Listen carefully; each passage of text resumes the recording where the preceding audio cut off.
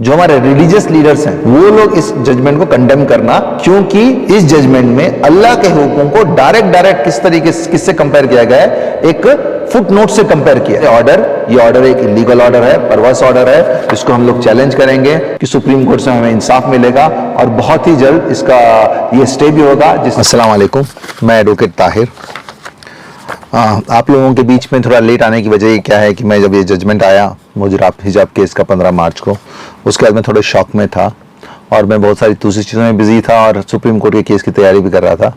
मगर मैंने देखा कि जो हालात हो रहे हैं और लोग कुछ जजमेंट क्रिटिसाइज़ कर रहे हैं, और एक जो मीडिया है, गोदी मीडिया खास तौर पे, वो बोल रहा है कि भाई इसको क्रिटिसाइज़ नहीं करना चाहिए जजमेंट को, और इसको आप किस बेसिस में कर रहे हैं। ये 3 बेंच की जजमेंट है जिसमें एक मुस्लिम जज भी थी, और उन्होंने सारे चीज़ों को सोच के समझ के क्या किया है कि एक ऑर्डर पास किया है, और ये ऑर्डर काफ़ी हद तक ठीक है क्योंकि इसने सारी चीज़ों को डिस्कस किया। आपने जो आर्गुमेंट बोले थे ये ठीक है। तो मैं आप लोगों के बीच में बताना चाहता हूँ कि इस जजमेंट में क्या लीगली इनकरेक्ट है और क्यों इस जजमेंट को हमें क्रिटिसाइज करना, और क्यों मुझे लगता है कि ये जजमेंट 1 मिनट में सुप्रीम कोर्ट में स्टे हो जाएगा।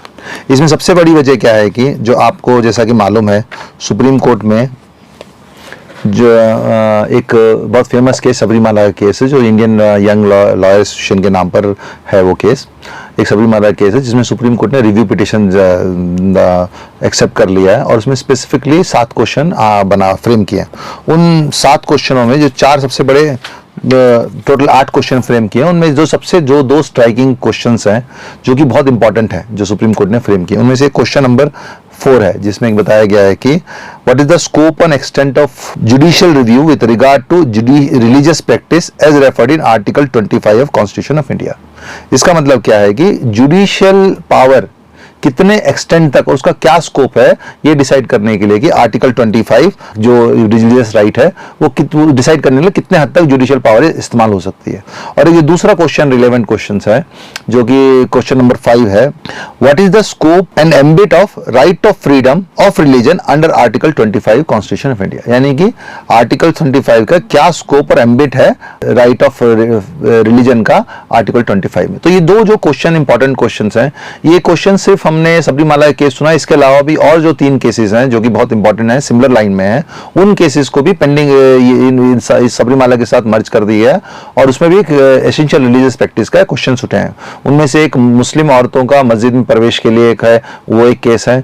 दूसरा सर्कमसिशन का जो इशू बोरी मुस्लिम औरतों के बीच में, वो उसके बारे में वो केस है। तीसरा क्या है, जो चौथा जो लास्ट के जजमेंट है, पारसी वुमेन्स का जो मैरिज, उनकी जब किसी भी intercaste marriage, inter religion marriage हो जाती है, तो according to Parsi culture they are bar from Parsi religion. तो ये 4 केसेस में ये पर्टिकुलर रिलीजियस प्रैक्टिस के बारे में एक डिस्प्यूट है, और उसी को सुप्रीम कोर्ट में इन सारे केसेस को मर्ज करके सुप्रीम कोर्ट में ये वैलिड क्वेश्चंस पेंडिंग है।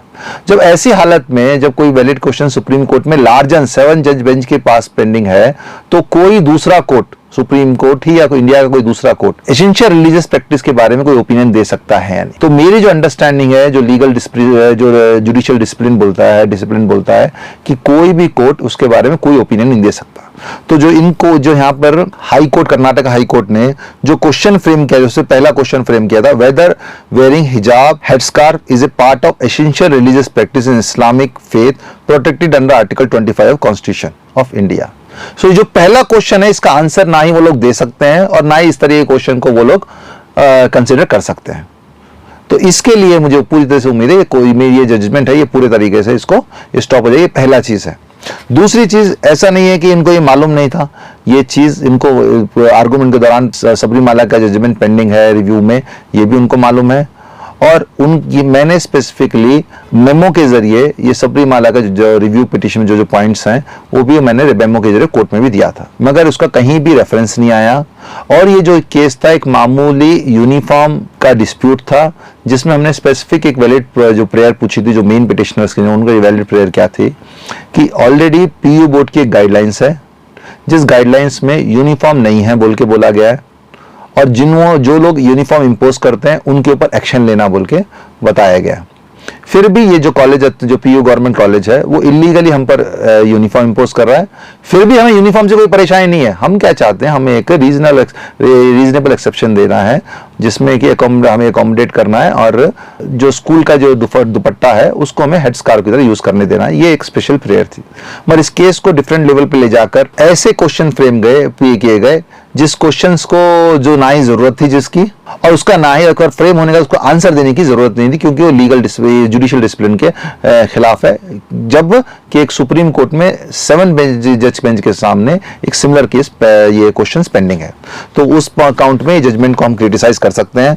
दूसरा जो सबसे इंपॉर्टेंट चीज जो है इसमें, अगर आप देखेंगे तो इन्होंने जो ये डिस्कशन के टाइम में वो किस हद तक चले गए हैं, और उन्होंने क्या किया है कि जैसे आपको मालूम है कि आर्गुमेंट के दौरान कुरान की कुछ हदीसें पेश की गई, और अब इन्होंने क्या किया, जो जजेस ने, उन्होंने पेज नंबर 62 में जाएंगे तो पेज नंबर 62 में स्पेसिफिक एक क्वेश्चन फ्रेम किया, पार्ट नंबर 9 डाल के, सीरियल नंबर 9 डाल के रोमन, जिसमें लिखा गया एज टू हिजाब बीइंग ए कुरानिक इंजंक्शन, यानी कि इस चैप्टर में इन्होंने हिजाब कुरान का इंजंक्शन है, यानी कुरान का एक हुक्म है, यानी उसके ऊपर डिस्कशन किया।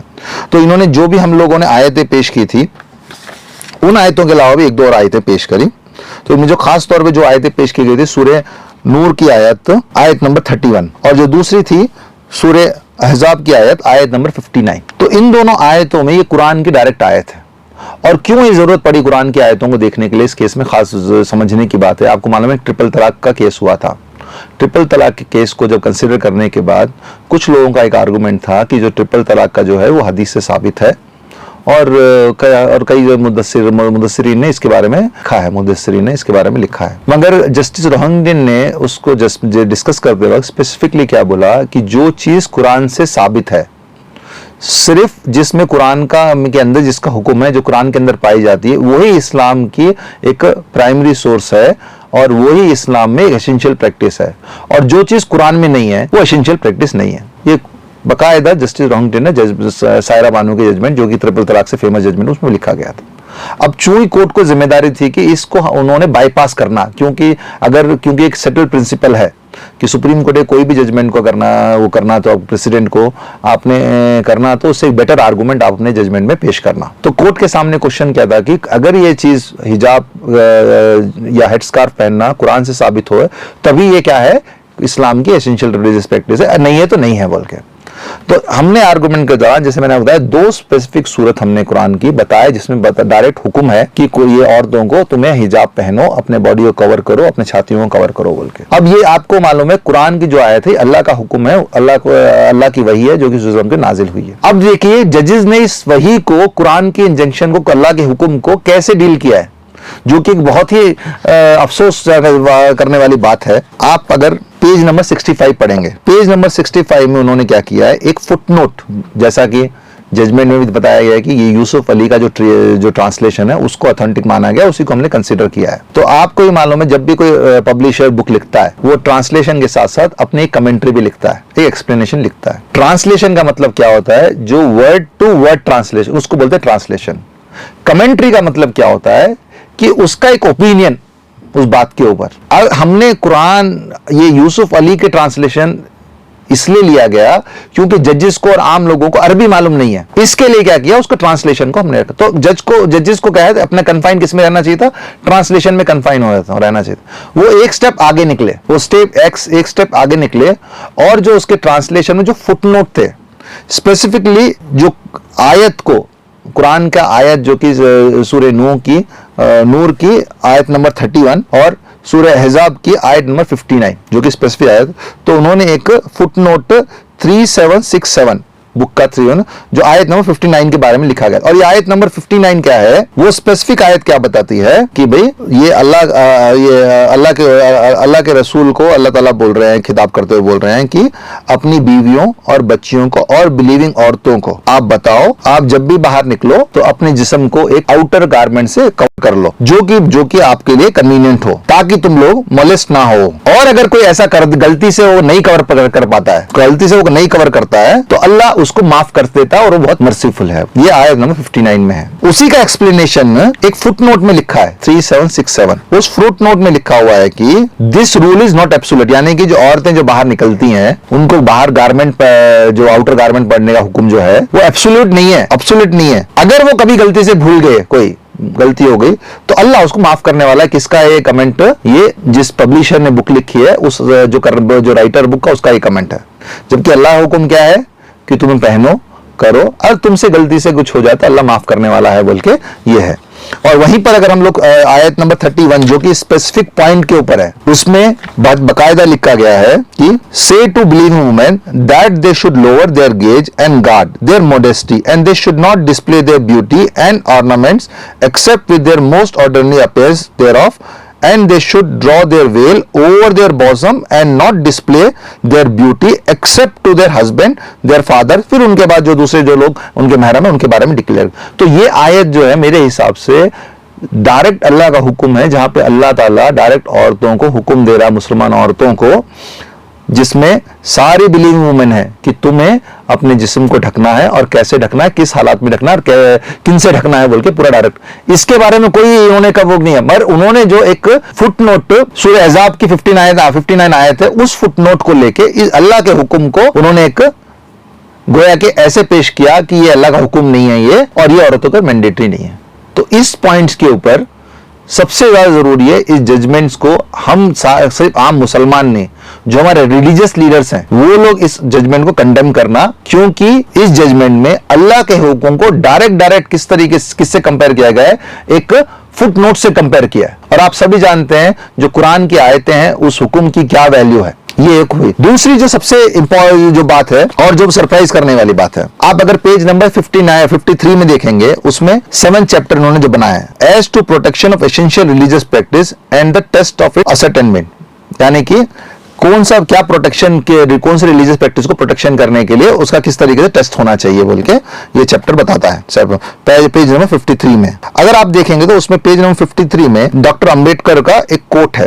ये कोट कौन सा कोट है? ये जब कॉन्स्टिट्यूशनल असेंबली में जब डिबेट होता है उसमें इस कोट को ये बोला गया था। उस कोट में उन्होंने क्या बोला है कि जब ये सवाल उठा कि भाई ये हम किस हद तक कौन सी प्रैक्टिस को आर्टिकल 25 के अंदर प्रोटेक्ट करना चाहिए, तो उसमें इस डिस्कशन में, डिबेट में बाबा साहब भीमराव अंबेडकर ने क्या बोला। और ये बात समझने के लिए जरूरी है क्योंकि हमारे जो कॉन्स्टिट्यूशन के जो मेन चीफ आर्किटेक्ट बाबा साहब भीमराव अंबेडकर हैं, और बहुत सारी चीजें जिनके ऊपर डिस्प्यूट था उनको फाइन ट्यून करने के लिए भीमराव अंबेडकर जी ने उन चीजों को बहुत ही क्लैरिटी से रखा, ताकि वो तभी चीजें हमारे कॉन्स्टिट्यूशन में इनकॉर्पोरेट हुई और जगह पा सके। देखिए इसमें उन्होंने क्या लिखा कोर्ट में, the religious conception in this country are so vast that they cover every aspect of life from birth to death. There is nothing extraordinary in saying that we ought to strive hereafter to limit the definition of religion in such a manner that we shall not extend it beyond beliefs and such rituals as may be connected with ceremonial which are essential religious। यानी कि उन्होंने क्या बोलने का है कि हम किसी भी रिलीजियस बिलीफ को हम लोग रिस्ट्रिक्ट नहीं कर सकते, क्योंकि हिंदुस्तान में, हमारे कंट्री में जो रिलीजन का एस्पेक्ट है, हमारी जिंदगी के हर एक एस्पेक्ट को रिलीजन कवर करता है, और वो पैदा होने से लेके मौत तक हमें उसको कवर करता है। और हम इसको नहीं बोल सकते कि भाई इस चीज को एसेंशियल है या इस चीज को एसेंशियल नहीं है। ये कॉन्स्टिट्यूशनल डिबेट असेंबली में, कॉन्स्टिट्यूशनल असेंबली के डिबेट में बोला गया था। तो जजेस ने इस बात को कोट तो किया, पर इस बात के ऊपर रिलाई नहीं किया। वो किस बात के ऊपर रिलाई किया? पेज नंबर 123 में लास्ट पैरे में डॉक्टर भीमराव अंबेडकर की एक बुक है, बुक के बारे में, उस बुक का नाम क्या है? पाकिस्तान और द पार्टीशन ऑफ इंडिया। वो बुक लिखी गई थी 1947 में। कॉन्स्टिट्यूशनल असेंबली का डिबेट कब हुआ था? 1948-49 में हुआ था, जब कॉन्स्टिट्यूशन बन रहा था। ये 1945 में बुक लिखी गई। उस बुक में चैप्टर 10 में पार्ट 1 में सोशल स्टैग्नेशन बोल के एक चैप्टर था। तो उसमें क्या लिखा गया कि जो मुस्लिम औरतें हैं वो हमेशा क्या करते हैं, अपने जो फैमिली घर के जो मेल मेंबर होते हैं वो लोग उनको देखते हैं, और हमेशा वो लोग बुरके में रहते हैं।